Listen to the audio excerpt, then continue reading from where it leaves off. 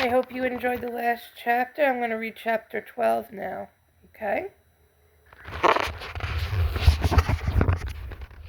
Chapter 12. Lee and Elk kept us on the move. Warriors rode at the head of our band and in the rear. The women, children, and old men rode in the middle with our extra horses. We were on our ponies before daybreak and traveled until the sun was halfway up the sky. Then we stopped to cook a meal. The ponies grazed while we rested. Then we got back into the saddle and traveled again until long after dark. Each sun we journeyed far. More of our wounded died. Gray Eagle, the father of White Feather, died after 3 sons. One old woman who had been hit in the belly stayed behind to die alone. She said she could go no further on a traverse. I believe that she felt she slowed our march and endangered the tribe. We laid her in the shade of a willow and left food and a bottle of water beside her. We crossed the mountains and turned again toward the rising sun. When we rested, we talked. People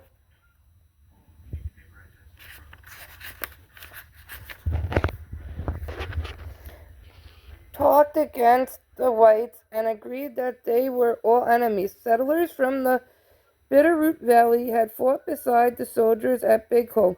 The same people who had smiled at us and sold us sugar had killed our women and children as they slept. Anger ran deep through the camp. When our scouts stole horses from the ranches we passed, no Neemeepoo said a word against them. The horses we took could not be used by the soldiers who came after us. On one raid for horses, the warriors killed 3 men on a ranch. But our warriors obeyed Chief Joseph. They did not scalp the dead men. Instead, they covered the bodies with blankets. They took no money, only cloth to bandage our wounded. One morning, scouts warned that soldiers were nearby. The one-armed general and his men were at the place we had camped last night, between 2 clear streams filled with trout. There was shade from cottonwoods and willows and deep grass for horses.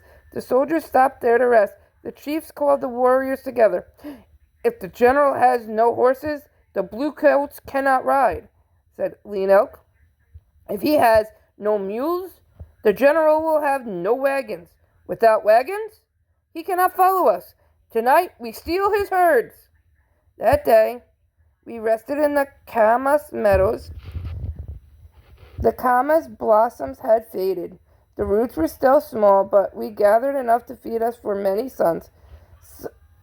Some we ate raw, the rest we dried. We would mix them with huckleberries and shape them into cakes. The cakes were easy to carry on our horses. While we worked, the chiefs planned the raid.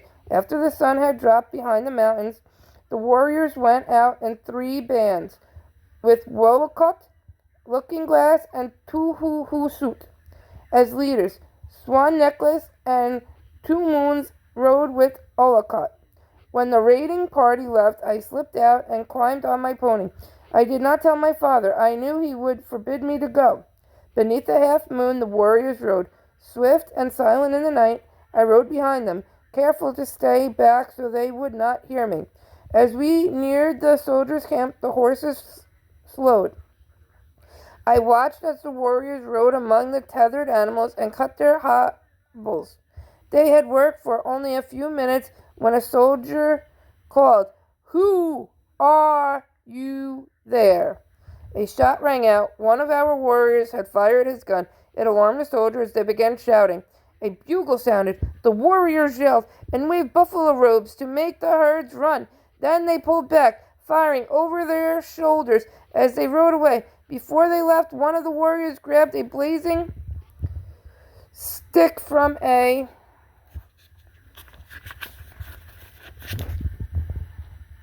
fire and set the wagons ablaze. General Howard was left with piles of ashes. Suddenly there were wild screams, and a herd rushed past, plunging through the mist. Olcott caught the animals with his fast riders and turned them back toward our camp. Stampeding animals were all around me. The Great Spirit Chief must have been watching, because the animals parted and made a river on each side of me. I could feel their hot breath, but as they pounded past, they did not even brush my legs. Swan Necklace rode by with several horses. He did not see me. After he had passed the fire, he fired his rifle and snapped a whip over their backs. The horses screamed and ran in among the herd. A powerful hand grabbed my arm, the fingers pressing so hard against the bone that I winced. A cold knife blade touched my throat.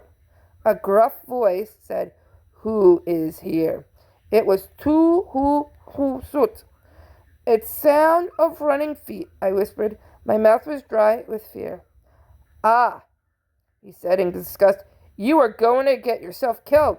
He dropped my arm and put the knife back in his belt.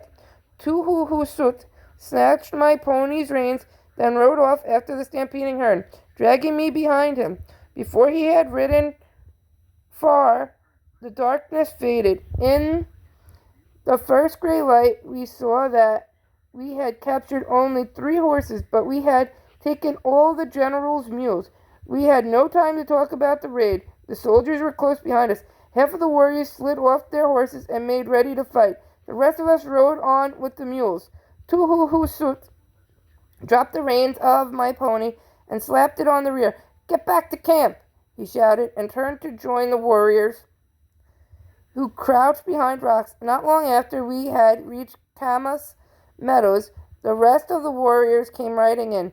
They were in high spirits. Only one had been struck, and his wound was light. The bullet had skimmed his arm. It left a bloody path, but did not stop him from joining in the feast. His hurt was so small that the warriors gave him a new name, Little Wound. It was the happiest time for us. Our warriors sang, and old people crooned songs they had forgotten. We had taken a small revenge against the one-armed general. It gave him shame. A new spirit ran through the camp, some of the same spirit we had before the white general came. We had beaten his soldiers in the battles for the Clearwater and Whitebird Canyon. We beat them again, Ferocious Bear said. He sat on his spotted pony and shouted to everyone in the camp, to the lame and to the woman who could only weave baskets and gather camas root. At last he went to our last redcoat and put a heavy hand on him. He said nothing, just gave Swan Necklace's arm a powerful squeeze.